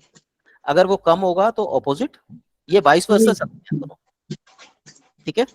आपकी बॉडी जी। के अंदर मोशन से संबंधित, यूरिन से संबंधित हम्म। दिक्कत नहीं है, मोशन से हम्म। संबंधित दिक्कत है। आपकी इंटेस्टाइनल मूवमेंट, जो मूवमेंट होती है वो प्रॉपर नहीं है। ओके। ठीक है। अगर आप मेरे लिए कई बार ऐसा होता है कि मेरे को कई दिन तो बिल्कुल नॉर्मल रहता है, बीच में कुछ ऐसा होता है कि 1-2 दिन ब्रेक हो जाता है, मेरे को दिक्कत होने लगती है। अच्छा आप एक काम कीजिए, जी। आपके पास गाय का देसी घी होगा? नहीं। नहीं है। नारियल का तेल? हाँ जी। नारियल का तेल आज रात को नाभि में लगा के सो जाइएगा। नारियल के तेल को गला लीजिए, पिघला लीजिए, और जी। भिगो के नाभि में लगा लीजिएगा। ठीक है। आप उसको साफ कर सकते हैं, कोई इशू नहीं है। जी। कल दिन में आपने 4-4 हाँ जी। घंटे के गैप पे या 3-3 घंटे के गैप पे एक एक बताशा चूसना है, और बताशा चूसने के बाद आधे घंटे तक कुछ खाना पीना नहीं है, पानी भी नहीं पिएंगे। ठीक है। ठीक है। ठीक और है। तीसरा, आपने जब सुबह नहा लेंगे उसके बाद नारियल का तेल लगाना है बॉडी के ऊपर ओके। नहाने के बाद। ठीक है। हाँ। और रात का जो खाना है आपका, कल रात का, हाँ वो जी। आप 5 बजे से पहले करना है। डिनर आपने मैक्सिमम 5 बजे तक, पॉसिबल है आपके लिए? नहीं पॉसिबल नहीं है, क्योंकि मैं 9 क्लॉक के आसपास पहुंचती हूँ, 9 PM के आसपास। अच्छा, 9 बजे घर पहुंचूंगी अभी रात को, उसके बाद डिनर बनाऊंगी, तब वही 10 बज जाएंगे डिनर करते करते। कल आप एक काम कीजिएगा, कल बाहर से कुछ भी खा लीजिएगा। जी ठीक है। ठीक है। और शाम को जब 8-9 बजे घर पहुंचेंगे तो सबको खाना खिलाने के बाद या उनके खाना खिलाने से पहले आपने पेट हाँ भर जी। के सीधा खाना है, बिना मसाले के। हाँ जी। ठीक है। और बाकी जो भी हो कल की क्लास में बता दीजिएगा, आपको कल ही ठीक। रिजल्ट दिखाई दे जाएगा। ठीक। ठीक है। ठीक है सर। ठीक है। ओके सर सर, मैं मैं बाकी पैर का आपको मैं बता दूंगी। जी जी बिल्कुल मैम। ठीक है, thank you sir. Welcome. Sir ji. Sir मुझे ना माइग्रेन की प्रॉब्लम है। आपकी एज कितनी है? 40। 40। मैरिड है आप? जी। आपके जो माइग्रेन किस तरफ होता है आपको, सिर में? फुल माइग्रेन है? सर राइट साइड भी हो सकता है, लेफ्ट साइड भी हो सकता है। देखिए, यहाँ मैं बोलूंगा आपके मन में अपने फादर को लेके या अपने फादर इन लॉ को लेके कोई इश्यूज हो सकते हैं, ये उसका रिजल्ट हो सकता है, और एसिडिटी की प्रॉब्लम हो सकती है। हाँ सर, एसिडिटी बहुत है। हाँ जी। और इसमें कहीं ना कहीं आपके, जो मैंने फादर का बोला है, इनका भी रोल रहेगा। ओके। अगर आप में इनको लेके नाराजगी है तो आप मेडिटेट कीजिए, उनको फॉरगिव कीजिए, माफ कीजिए। ओके। नहीं सर, बहुत मतलब बहुत ट्रीटमेंट करवा लिया, हर तरीके की पेन किलर खा ली, पर वो जो है ठीक नहीं होता है। तो आप मेरे को आप ये बताइए, जो मैंने आपको अभी पॉइंट दिया है, क्योंकि हमारे ब्रेन ही हमारी बॉडी को सिग्नल्स देता है, उसी तरीके की क्रिएशंस होती हैं। जी। क्या आप अपने फादर या फादर इन लॉ को लेके, या आपके अगर ताऊ जी हैं तो उनको लेके किसी बहुत ज्यादा नाराजगी में या गुस्से में तो नहीं है? नहीं, पक्का कंफर्म? मतलब फादर इन लॉ की तरफ से कभी कभी हाँ ऐसा लगता है कि ऐसा क्यों बिहेव है, ये है वो, पर अब हम साथ नहीं रहते हैं, अलग सिटी में रहते हैं, वो अलग सिटी में रहते हैं, तो ऐसा कुछ भी नहीं है अब। देखिए, हमारे ब्रेन के अंदर ना जो स्टोरेज होती है वो बहुत डीप में होती है। जी। आपने सिर्फ इतना करना है, आप उसको 5-7 दिन करके देखिए। आप ओके। मेडिटेट कीजिए 10-15 मिनट, और उनको माफ कीजिए कि भाई मैं, मेरे मन में जो कुछ भी है मैं रिलीज करती हूँ, मैं उसे अपने पास नहीं रखती, और फादर इन लॉ से अब मेरे को कोई शिकायत, गिला शिकवा शिकायत नहीं है। 10-15 ओके। मिनट और 10-15 मिनट शाम को ऐसा डेली कीजिए, चाहे सोते ओके। समय कर लीजिए एक बार। ओके। ठीक है। अब आ जाइए फिजिकल उस पे। ये क्योंकि ओके। ये हमारे ब्रेन के कुछ पैटर्न्स ऐसे होते हैं जो हमारी बीमारी को कभी सही नहीं होने देते, इसलिए मैंने इसको उससे कनेक्ट किया है। जी। सर ये सबके लिए होता है? ये सबके लिए कॉमन होता है। जी। अगर किसी को लगातार सिर में दर्द बना रहता हो, लंबा समय हो गया हो, ऐसी कंडीशन में कुछ ना कुछ पेरेंटल इश्यूज रहते हैं। वो हमारे मन में एक संस्कार बन के, एक याद बन के दिमाग में रहते हैं, और हमें उनके बारे में भनक भी नहीं होती। सपोज कीजिए आप छोटे से थे, आपके फादर ने कहा चलो मैं आज आपको आइसक्रीम खिलाऊंगा, और आपने उम्मीद लगा के बैठ गए कि पापा शाम को आएंगे और आइसक्रीम खिलाएंगे, और उस दिन वो लेट हो गए, आए नहीं। अब ये छोटी सी बात भी आपकी बॉडी के जो हार्मोन्स होते हैं उनको खराब कर सकती है। ठीक है। और इतनी छोटी सी बात आपको पता भी नहीं चलेगी कि भाई इतनी छोटी सी बात के कारण इतनी बड़ी समस्या क्रिएट हो सकती है, पर इसमें एक लंबा समय लगता है प्रोसेस में। इसको हम भावों के अंतर्गत लेते हैं। ठीक है। तो इसमें आपने ये करना है कि उनको फॉरगिव करना है, सभी के लिए कॉमन है, और साथ में एसिडिटी का उपचार करना है। आपका बॉडी वेट कितना है? सर 63 या 64। ओके। आप पराठे खाते हैं? No sir. ठीक है। तला भुना, चिकना, बेक्ड बहुत फूड है, आइटम्स? बहुत, ना बहुत के बराबर सर। ना के बराबर? जी। मैं तो बहुत चीजों का परहेज करती हूँ, क्योंकि मुझे बहुत ज्यादा एक्सेस में एसिडिटी हो जाती है। हम्म। और मतलब अभी मैं ठीक चल रही हूँ, और पता चला कि मुझे कॉन्स्टिपेशन की प्रॉब्लम हो गई। ओके। क्या आपको बहुत ज्यादा गुस्सा आता है? चिड़चिड़ापन, गुस्सा जी। जी। बहुत ज्यादा रहता है? हाँ, अगर मतलब कुछ एक ट्रिगर हो जाए तो बहुत ज्यादा रहता है। तो इसका रीजन जान सकते हैं आप? रीजन क्या है, मतलब बता सकते हैं? कुछ भी नहीं सर, मतलब अब ये कह लीजिए कोई मतलब कोई भी काम है वो आपके मन के अनुसार तो नहीं होगा ना। आप जब एक फैमिली में रहते हो जहाँ 5-6 लोग हैं, हम्म, कभी कभी तो ऐसा होता है कि ठीक है इजी गोइंग चल रहा है, लेकिन कभी कभी जो है ट्रिगर हो जाता है तो फिर बहुत तेज गुस्सा आ जाता है। ओके। आप हाउसवाइफ है या वर्किंग वूमेन है? नहीं, वर्किंग हूँ मैं। वर्किंग है।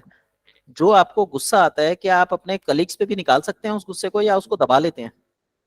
नहीं नहीं, उनके साथ ऐसा कुछ भी नहीं है। नहीं, अगर कभी गुस्सा आ जाए तो आप क्या करेंगे? नहीं, ऐसा रिएक्ट नहीं करेंगे, नॉर्मल ही करेंगे, पर नॉर्मली। हाइपर नहीं होंगे। चलिए ठीक है, मैं आपको बता देता हूँ। आपका जो आप भावुक बहुत ज्यादा है।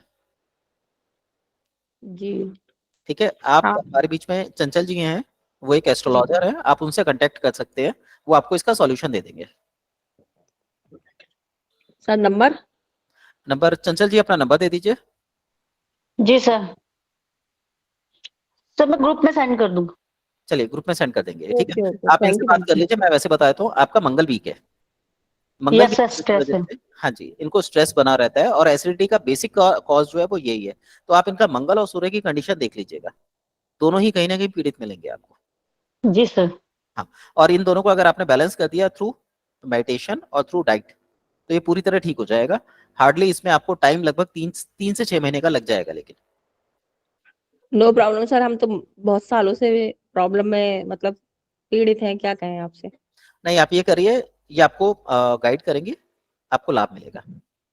सर ये मतलब कॉन्स्टिपेशन और ये एसिडिटी, माइग्रेन सब रिमूव हो जाएगा सर? जी बिल्कुल। आपको क्योंकि एक्चुअली जो समस्या है वो फिजिकल नहीं है, मेंटल है। आप, लेकिन अगर सर किसी हाँ, किसी समय तो बहुत हैप्पी भी रहते हैं तो ऐसा कुछ भी नहीं होता, अचानक से ट्रिगर हो जाता है, तो ये सब चीजें समझ में नहीं आती हैं। ये एनर्जी के फ्लोज होते हैं। कभी एनर्जी ओके फ्लो हाई होता है तो हम खुश हो जाते हैं, एनर्जेटिक हो जाते हैं, और कभी लो होता है तो डिप्रेसिव अवस्था में ले जाता है और एग्रेसिव बना देता है। ओके। हाँ, तो आपका जो उपचार है वो मेडिकल में कम और एस्ट्रोलॉजी में ज्यादा है। अब ये हमारे बीच में एस्ट्रोलॉजर है, तो मैंने आपको इनका नंबर दे दिया, आप इनसे बात कर लीजिएगा। ये आपका ओके 3 से 6 महीने में सॉल्यूशन दे देंगे। Okay okay, thank you sir. किसी और का कोई सवाल है? चंचल जी, शायद आपने हैंड रेज किया हुआ था। हाँ सर, मैं ये पूछ रही थी सर, जैसे कि हम सुबह उठते हैं तो जमीन में पैर रखते हैं तो वो हमारी नसें प्रॉब्लम करती है, पैर रखा नहीं जाता जमीन में, वो किस वजह से होता है? वो लिम्फेटिक सिस्टम की वीकनेस है। आप एक काम कीजिए, सुबह जब उठते हैं तो बेड पे जी अंगड़ाई लेने का काम शुरू कर दीजिए अच्छे से। अगर सर। अंगड़ाई नहीं ले सकते सर, तो थोड़ी सी एक्सरसाइज कीजिए। सर मंगल वीक होने की वजह से होता है ये? यहाँ पे मंगल नहीं बोलेंगे हम, यहाँ पे हम ये बोलेंगे कि आपकी जो नर्व्स हैं वो वीक हैं, हाँ यस। आपकी ओके। मसल्स हैं वो वीक है, उनको पूरा ब्लड फ्लो नहीं मिल पाता, पूरी ब्लड ऑक्सीजन नहीं मिल पाती, सॉरी, पूरी ऑक्सीजन नहीं मिल पाती जो ब्लड में होनी चाहिए। इसकी वजह से जब आप पैर रखते हैं तो पैरों में कंपन होता है, कमजोरी महसूस होती है, और चींटियां सी काटती हैं। ठीक है सर आप, चींटियां तो नहीं काटती, पर मैंने बहुत जनों से सुना है तो वो सब यही कहते हैं कि जमीन में पैर नहीं रखा जाता उठने के बाद। हाँ, आप उनको ये कहिए, जब भी आप जमीन पे पैर रखने लगे, पहले तो कम से कम 11 बार डीप ब्रीथ कर लें। जी। डीप ब्रीदिंग कर लें, और उसके बाद यस। तो स्ट्रेचिंग होती है, कोई भी एक आसन ले लीजिए जो आपको अच्छा लगे। उसमें उस ऑर्गन की जहां पे भी ये दिक्कत आ रही है वहां की टांगों की, खासकर जो हमारा हिप जॉइंट होता है उसकी एक्सरसाइज करा दे, टांगों को खुलवा के, जैसे घोड़ी बनते हैं, और आगे को झुका के, और टांगों पे पूरा प्रेशर डालें, उसके बाद जमीन पे पैर रखें, कोई दिक्कत नहीं जी होगी। सर। और ओके ये सर। जीवन से ही आपको रिजल्ट मिल जाएगा। जी sir. Thank you sir. Welcome. जी फागुनी जी। जी सर। सर मेरी स्किन बहुत ही ड्राई है सर। इसमें देखिए मैंने क्या लिखा है, मज्जा पे आप देखिए, चिकनाई। जब मज्जा डाइजेस्ट होती है तो उसके जो टॉक्सिन्स क्रिएट होते हैं उसको हम चिकनाई बोलते हैं। तो यदि आपकी चिकनाई नहीं बनती तो आपकी मज्जा में कोई ना कोई इशू है। आपकी एज कितनी है? जी 51 सर। 50।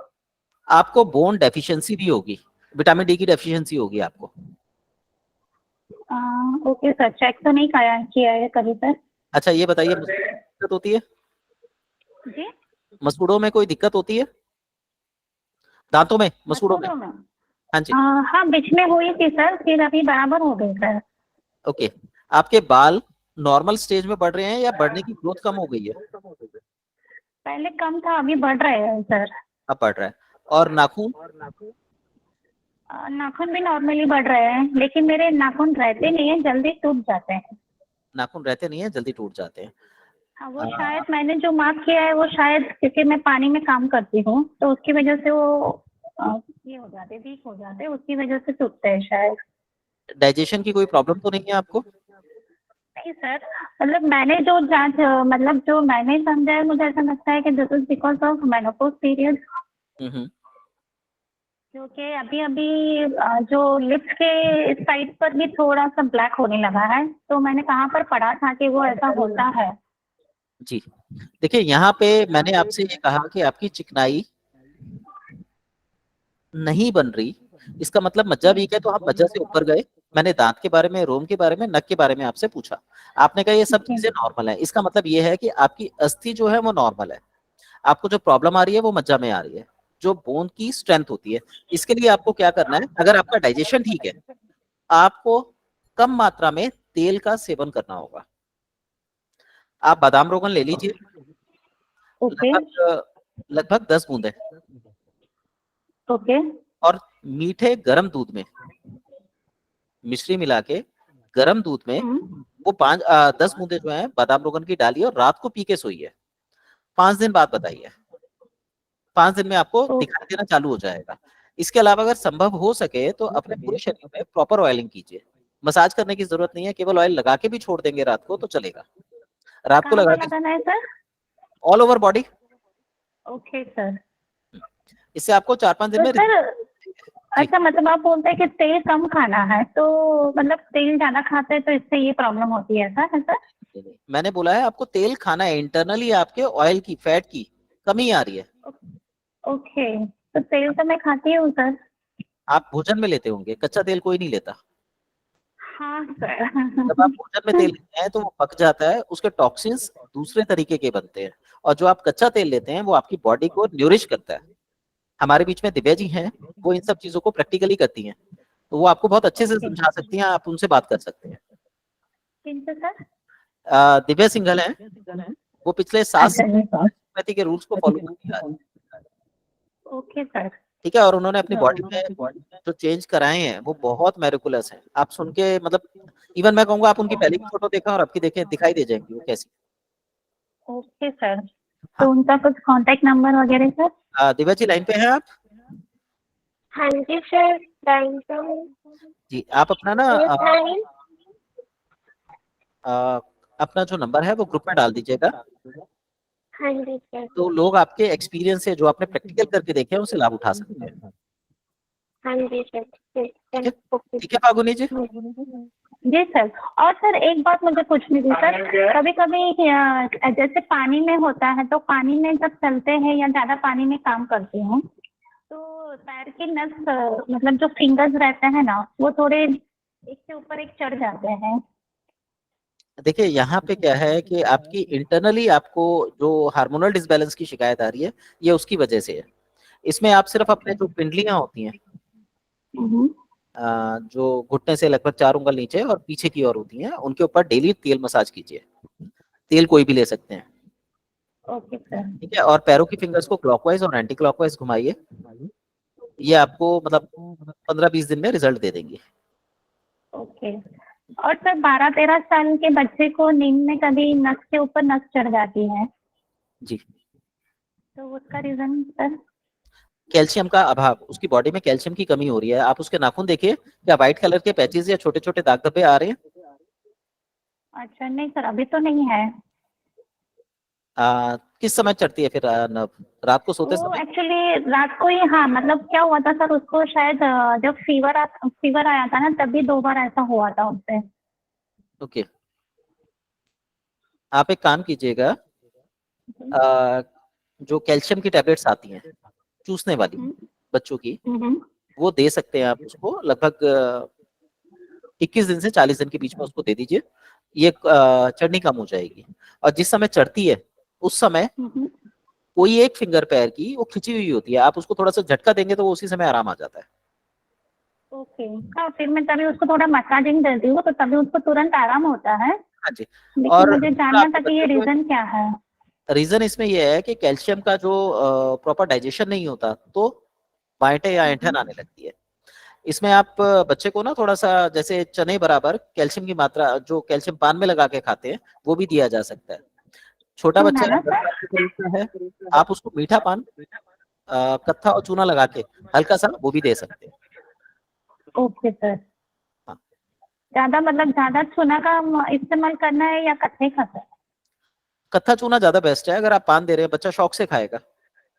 ओके सर, ठीक है sir, thank you so much sir.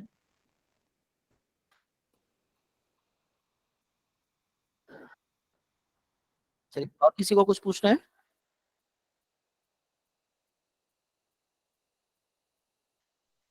जी रीता जी।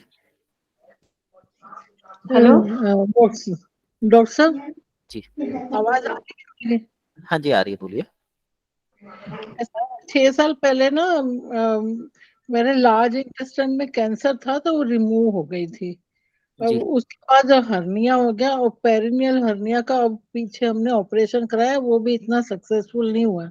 तो ये वात के कारण है ज्यादा, ये हर्निया किस लिए होता है? देखिए, हर्निया इसलिए हो जाता है जब हम जो खाना खाते हैं वो आंतों में जाके जमता है और आंतों में एक पॉकेट्स बन जाते हैं। जब उसके अंदर अच्छा खाना भरता रहता है तो वो पॉकेट जो आंत की लेयर होती है उसको फाड़ के बाहर निकल आती है, जो हर्निया के रूप में हमें नजर आती है। अच्छा। नॉर्मली अगर आप किसी वो नेचुरोपैथी, मुझे पेरिनियल हर्निया भी हो गया था और नेवल के पास भी है, बट उन्होंने कहा पहले उसको करते हैं, तो वो सक्सेसफुल नहीं हुआ। वो दोबारा से मतलब वो मैश है रिमूव करनी पड़ी थी। तो फिर अब कुछ नहीं है, करा ही नहीं उसके बाद फिर। देखिए यहाँ तो आपका थेरेपी का सेशन बनेगा। यहाँ कोई भी नेचुरल ट्रीटमेंट बिना देखे कुछ भी नहीं दिया जा सकता, क्योंकि हार्निया का मामला है वो बेसिकली इतनी जल्दी कंट्रोल नहीं होता। अच्छा ठीक है, और इसको अगर इसके साथ आप जीते रहिए, ये आपको परेशान नहीं करेगा, लेकिन आपको कॉन्स्टिपेशन नहीं होना चाहिए। पर आपको क्योंकि एक बार ऑपरेशन हो चुका है, हाँ ऐसे में जी। बिना देखे कुछ भी कहना रिस्की होगा। आप सिर्फ अच्छा ये कोशिश कीजिए कि आपका पेट साफ रहे। इसके लिए आप फ्रूट्स और वेजिटेबल का सेवन ज्यादा कीजिए, कार्बोहाइड्रेट्स वो कम लीजिए, प्रोटीन ज्यादा। अच्छा अच्छा। हाँ जी। तो प्रोटीन में क्या क्या ज्यादा ले सकते हैं? पनीर ले सकते हैं? पनीर की बनस्पत मैं कहूँगा ये आपका कौन? केमिस्ट पे प्रोटीन एक्स आता है। अच्छा आप प्रोटीन एक्स दिन में 2 बार 3 बार ले लीजिए, आधा आधा कप एक एक कप दूध में, या आधा आधा एक एक चम्मच करके मिला के ले लीजिए। अच्छा। ठीक है, वो और ऐसे मुझे थायराइड भी है और शुगर डायबिटीज भी है। वो तो 8-10 साल से है। तो टांगों में बहुत दर्द रहती, पैरों की उंगलियां जो है बहुत स्टिफ रहती है, पैरों की उंगलियां और रहती गोडे में भी अब दर्द हो रही है। तो ये क्या वात भी है? नहीं, गैस बनती है? यहाँ पे आपका जो जल है, बॉडी का जो जल तत्व होता है वो बिगड़ा हुआ है। अच्छा। तो जल तत्व पे काम करने की जरूरत पड़ेगी। आप कहाँ पे रहते हैं? मैं रजौरी गार्डन। राजौरी गार्डन में। आपके आसपास कोई थेरेपी वाले हैं, जैसे नुगा बेस्ट, सेरा बेस्ट, टेरा बेस्ट, कोई ऐसे थेरेपी वाले हैं? कुछ आइडिया नहीं है। कुछ आइडिया नहीं है। आप इसका अगर अरेंजमेंट होता है तो आप इसमें जाके ना डेली, एक इनका मैट होता है और एक मशीन होती है, उसके ऊपर लेटिए डेली, और फिर खाने पीने को थोड़ा कंट्रोल करना शुरू कीजिए, धीरे धीरे अंतर वो आना शुरू हो जाएगा। तेरा जेम। हाँ जी, हाँ जी, सेरा जैम, लेकिन वो रोलर वाली मशीन पे नहीं लेटना, जो उनके हीटिंग बेड होते हैं उनका इस्तेमाल करना है। अच्छा। हाँ जी। मैंने न्यूरोथेरेपी कराई थी, ये न्यूरोथेरेपी कराई थी मैंने। न्यूरोथेरेपी आपकी लगभग लगभग आप मान के चलिए 1.5 से 2 साल लेगी दस इसको दिन रिकवर करने में। 10 दिन कराई थी मैंने। 10 दिन में आपको आराम तो लगा होगा, लेकिन वो हाँ बेनिफिट जी। नहीं मिलेगा आपको। तो 1.5 से 2 साल लेनी पड़ेगी न्यूरोथेरेपी। इसकी बनस्पत मैं अच्छा। ये कहूंगा, अगर आप टाइम बचाना चाहते हैं हम्म। तो वो पट्टी कल्याणम है सोनीपत में। अच्छा। आप वहाँ 15 दिन का सेशन लेके आ जाइए, वो आपको बहुत यूजफुल रहेगा। अभी तो मेरा रिसेंटली हुआ है ऑपरेशन, तो फिर वो तो अभी फिर पॉसिबल नहीं हो पाएगा। फिर पर पॉसिबल। अगर जैसे गैस बहुत बनती है और ये पेन का रिलीफ के लिए कुछ आप बता सकते हैं फिलहाल? हाँ देखिए, जो पेन होते हैं वो गैस बनने के कारण होते हैं। हाँ जी। ठीक है, तो आप गैस बनने को थोड़ा सा कम कर सकते हैं। उसके लिए आपने क्या करना है, तला भुना चिकना बेकरी आइटम्स मत खाइए। घी भी नहीं लेना है ना? घी आप देसी घी ले सकते हैं। अच्छा। हाँ, गाय का हो तो। गाय का हाँ, देसी गाय घी का ही दिक्कत लेते नहीं हैं। करता, वो दिक्कत नहीं करता।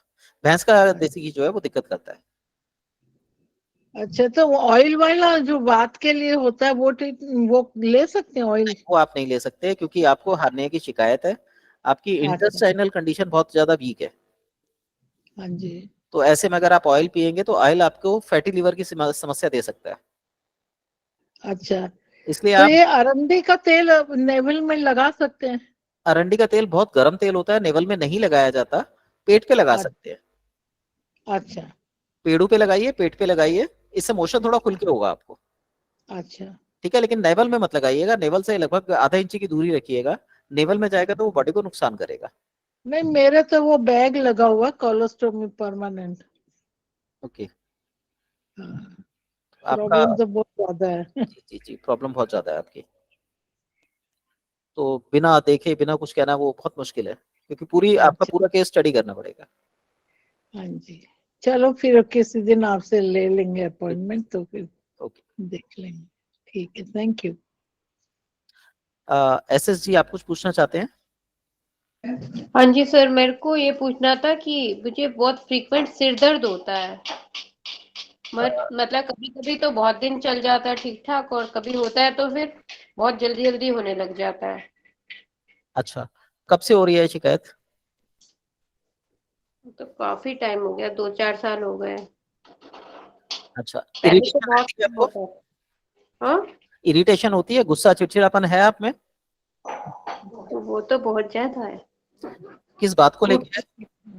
कूट कूट के भरा है। अच्छा, किस बात को लेके है ये? पता नहीं, मुझे तो बहुत गुस्सा आता है, किस बात से आता है पता नहीं चलता। अच्छा, कोई खास व्यक्ति जिस पे गुस्सा आता हो? नहीं, मुझे तो हमेशा वैसे ही गुस्सा ही चढ़ा रहता है, बस नाक पे जैसे कहते हैं ना, गुस्सा बैठा रहता है। कोई आराम से भी बात करे तो भी गुस्सा आ जाता है, पता नहीं क्यों आता है, मेरे को भी नहीं पता। फिर बाद में मुझे अंदर से अलग ही रियलाइज होता है, नहीं मतलब गुस्से वाली बात नहीं है ये, मतलब नहीं करना। बट पता नहीं, मैं जैसे हो ही जाती हूँ गुस्सा। अच्छा, आप हाउस वाइफ हैं या वर्किंग वुमेन है? हाउस वाइफ हूँ। हाउस वाइफ हैं। बच्चे कितने बड़े बड़े हैं आपके? अभी तो ज्यादा बड़ा नहीं है, कौन सी क्लास में होगा? 8th में है। बच्चे पे तो गुस्सा नहीं होते फिर आप? मैं उस पे भी हो जाती हूँ, यही तो दिक्कत है कि ना चाहते हुए भी उसको भी डांट देती हूँ। वैसे तो मैं नहीं डांटना चाहती, बट फिर भी हो ही जाता है गुस्सा। फिर गुस्से अच्छा पे तो कंट्रोल है ही नहीं मेरे अपने खुद से ही। अच्छा, ये बताइए, आपके फादर इन लॉ से कैसे संबंध है? जैसे हर बहू की होती है। चंचल जी, यस सर, उनकी भी यही प्रॉब्लम है। सेम प्रॉब्लम है? वही प्रॉब्लम है जो उनकी थी। जी। आपका नाम क्या है? आपके उस पे ना सिर्फ एसएस लिखा आ रहा है, नाम क्या है आपका? मेरा नाम गीता है। जी, गीता जी, अभी चंचल जी ना ग्रुप में मैसेज डालेंगे। अच्छा। ये अपना फोन नंबर डालेंगे, ये एक एस्ट्रोलॉजर है। आपकी जो समस्या है ये फिजिकल समस्या ना होके एस्ट्रोलॉजिकल समस्या है। मतलब एस्ट्रोलॉजी समस्या, सिर दर्द की समस्या है ना, जो वो इसे गुस्से के कारण है। ये गुस्से के कारण नहीं है, नाराजगी के कारण है।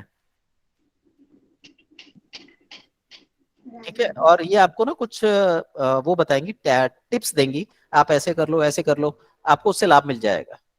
यहाँ पे आपके केस में कोई मेडिसिन काम नहीं करेगी। अच्छा। हाँ जी।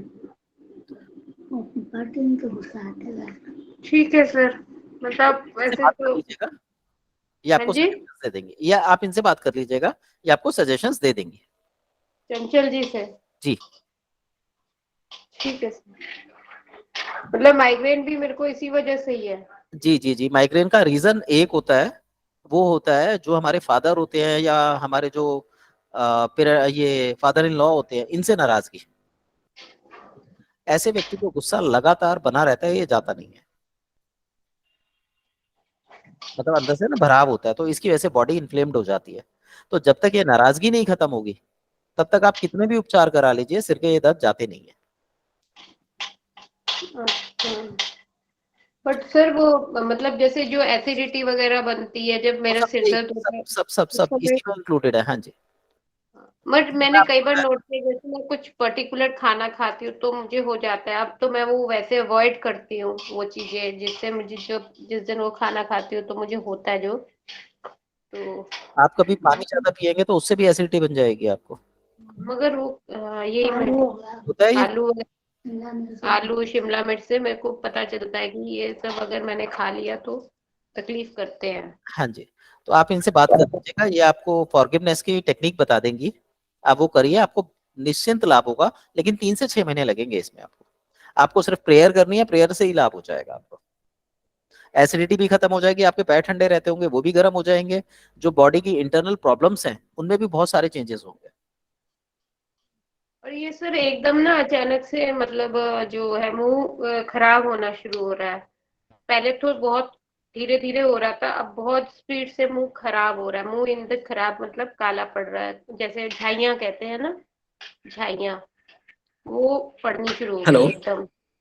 हाँ जी सर, सुनाई दे रहा है आपको? Hello hello hello. हेलो, आवाज आ रही है मेरी? जी हाँ सर सर आ रही है। Hello hello. हेलो, आवाज आ रही है? जी सर आ रही है आपकी आवाज। जी सर आ रही है आवाज। Hello yes sir. मैम, मेरे यहाँ पे लाइट चली गई थी, तो आप 2 मिनट होल्ड कीजिए, मैं अभी दोबारा कनेक्ट कर रहा हूँ। जी सर।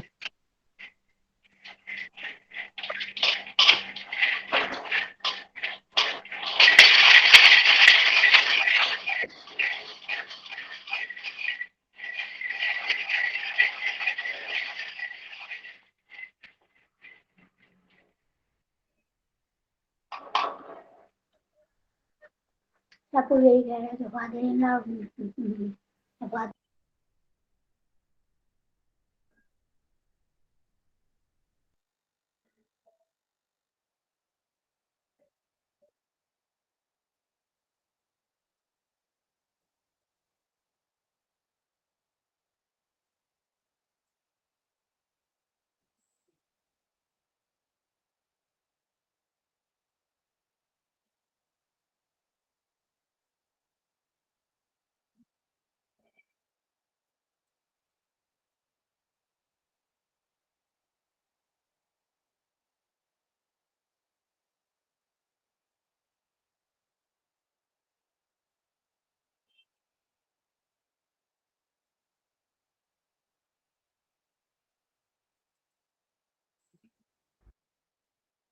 हेलो, ओके, आवाज आ गई? जी सर आ रही है आपकी आवाज। तो लाइट चली गई तो कंप्यूटर बंद हो गया था।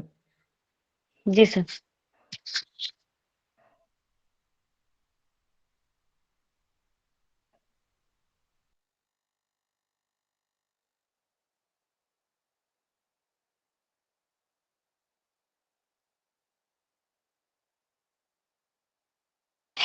सर अब आ रही है आपको मेरी आवाज? जी जी जी बोलिए। हेलो। हेलो, हाँ जी बोलिए। सर मैं ये कह रही थी कि मतलब मुंह पे जैसे झाइयां टाइप हो रही हैं हम्म। वो भी बढ़ती जा रही हैं, मतलब 2-3 साल के अंदर काफी बढ़ पूरा मुंह भर गया। पहले ना ठीक, के बराबर थी, अब 2-3 साल में बहुत तेजी से मुंह पे पूरा कालापन आ रहा है। आप एक काम कीजिए, दिन में 3-4 बार कच्चे दूध से अपना फेस जो है वॉश करना शुरू कर दीजिए। कच्चे दूध से? हाँ जी, पहले आपने रुई का फौहर लिया और उसको चेहरे पे लगा दिया, जब वो सूख जाए उसके बाद ठंडे पानी से वॉश कर लीजिए। इसको आप 20-21 दिन कीजिए, रिजल्ट आपको दिखाई देने लगेंगे। ठीक है sir, thank you. Rita ji, आप कुछ पूछना चाह रहे हैं?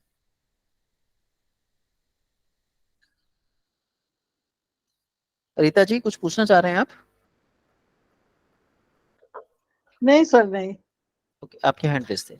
चलिए, और किसी को कुछ पूछना हो तो पूछ लीजिए, नहीं तो हम क्लास खत्म करते हैं। सर इसमें झाग भी काम करेंगे सर दूध नहीं। की?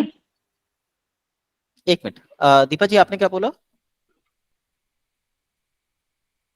सर दीपा मैं जी, ये पूछना चाह रही थी जो प्रोटीन, हाँ जी सर मैं कह रही थी प्रोटीन एक्स जो है वो किन किन लोगों को लेना चाहिए और किन को नहीं लेना चाहिए? देखिए प्रोटीन एक्स एक नॉर्मल प्रोटीन डाइट है जिसमें लगभग आई थिंक शायद 24% प्रोटीन होता है, तो ये कोई भी व्यक्ति ले सकता है। बच्चे को जी भी दे सर। सकते हैं, आप भी ले सकते हैं, और रेगुलर वे में ले सकते हैं, ये हार्मफुल नहीं होता। अच्छा सर, 1 महीना 2 महीना ऐसा कुछ है सर? कम से कम 3 महीना तो लेना चाहिए। जी सर, थैंक यू सर।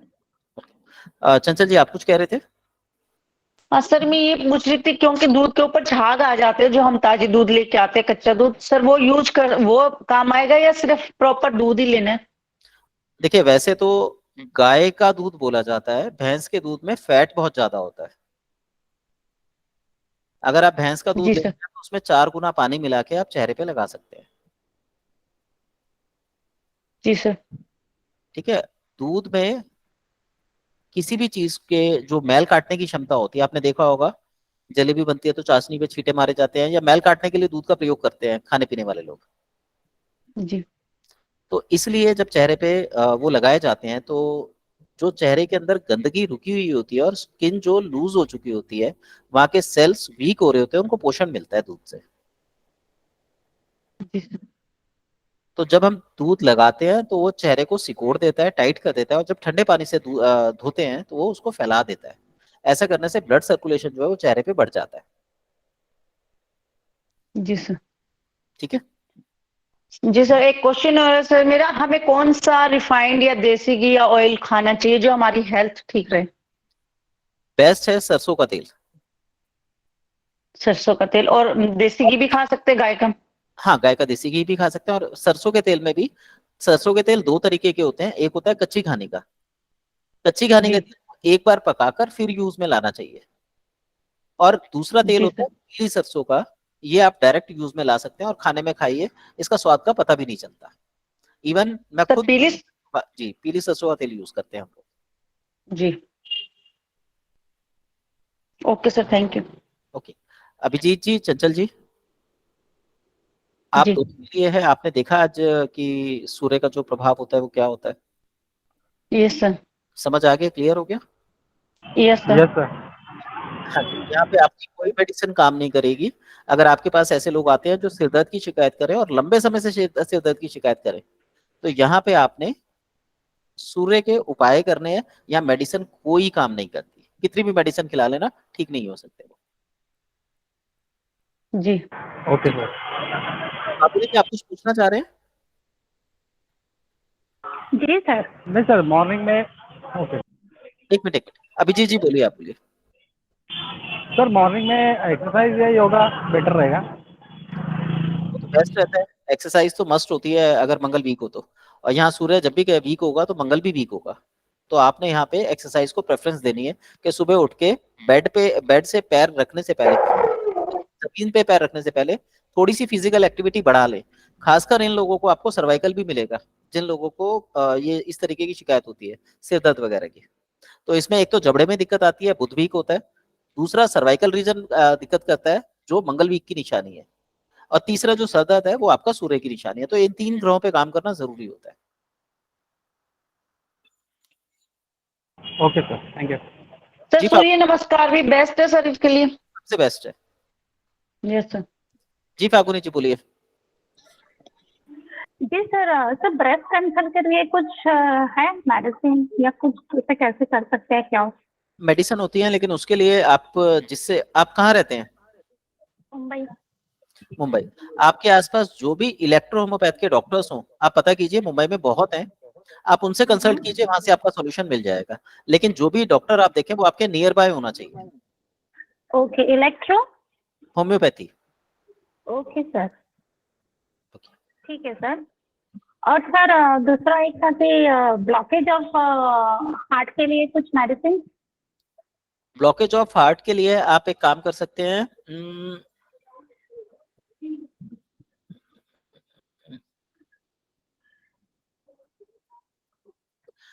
आपने देखा होगा एक्यूप्रेशर में एक रिंग आती है जो हाथ में ऐसे चढ़ाई जाती है उंगली पे। जी सर। वो रिंग अप एंड डाउन कीजिए। और इसके अलावा उज्जयी और भ्रामरी प्राणायाम बेस्ट है हार्ट ब्लॉकेज के लिए। उज्जैन ब्राह्मणी। और ये रिंग जो आपने बोली वो कौन से फिंगर में सर? सारी फिंगर्स में, और विशेषकर सभी फिंगर्स में? ठीक है। सभी और फिंगर्स में सर? रिंग फिंगर में इसमें ज्यादा करना है, इनमें सब में 10 बार दिन में 4-5 बार कर लीजिए, इसमें 20 बार करना है, सेम इसमें 20 बार। Okay sir, okay.